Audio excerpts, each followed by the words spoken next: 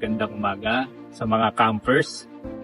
At nagpapasalamat po ko ng lubos sa ating Panginoon dahil itong lugar na ito ay sadyang ginawa para magpalakasan ang mga miyembro ng Sola Gratia Baptist Church.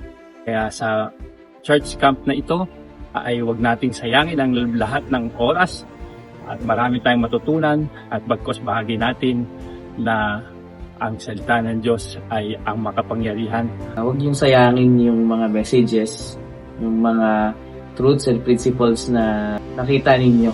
Huwag nyo nga alisin sa mga puso't isipan nyo. At lalo na, ang prayer ko sana makilala nyo ang ating Panginoon at siya yung kukumpleto ng ating buhay. I enjoyed the bonfire, singing, the games, swimming, roasting marshmallows, the hot dogs, and learning about God.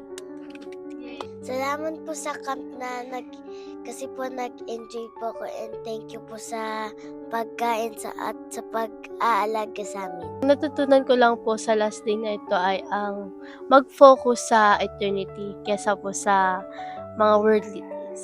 Marami pong mga bagay na tinuturo sa akin ng Panginoon. Focus natin ang ating affection sa mga makalangit na bagay at hindi sa mundo. Dahil we are just a pilgrim in this world. Paalala mo tuwing camp lang, dapat everyday isipin mo na parang camp. Ayun yung gusto kong itatak sa akin.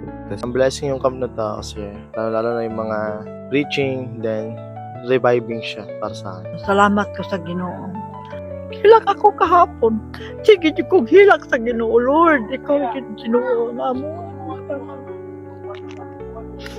Bisan doon, nagsakit ako. Pero ang Ginoo na agyon sa ko. Blessings po ngayon pong camp. First is yung message na binigay ng mga preachers po sa amin na kung saan is makakatulong sa aming spiritual growth, fellowship, laabing ginagawa, games, mga pag-uusap sa mga kapatiran na hindi namin usually nagagawa. Blessing sa akin yung mga preaching na nag-serve as a reminder na talagang hindi natin dapat makalimutan yung ministry natin and yung connection natin with the Lord. Ma-enhance ulit yung spirituality natin.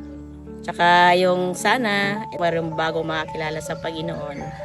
At isang pagpapala na kung saan ay makapagbahagi ako ng salita ng ating Panginoon. Unahin natin ang bagay na nasa ating Panginoon at ibigay natin ang ating buong focus and attention. Huwag sa mundo kundi sa ating Panginoon Diyos mismo. I enjoy at the camp and we pick papaya. Isang mapagpalang umaga sa inyo mga kapatid. Kami po ay nagpapasalamat sa Panginoon sa camp na ito at sa unang-una sa lugar na binigay ng Panginoon na nagamit natin for 3 days, and especially sa mga messages po na narinig natin sa salita ng ating Diyos. Tunay nga po na hindi natin dapat ibigin ang mundong ito dahil hindi naman tayo taga rito eh. Kung tayo ay taga-langit, dapat nandun nakaset yung puso at isip natin sa mga makalangit na bagay. Pag-aaral ng salita ng Diyos sa pananalangin at isipin natin lahat ng bagay na makapagbibigay ng kaluwalhatian sa ating Panginoon. Huwag natin ibigin ang mundo, bagamat nandito tayo, yan po ay mga pansamantala lang. Yung joy na binibigay niyan ay hindi naman po permanent, yan po ay pansamantala lang. Yung mga makalangit na bagay na siya magbibigay sa atin ng totoong kapayapaan, kaligayahan at kasiyahan sa ating puso.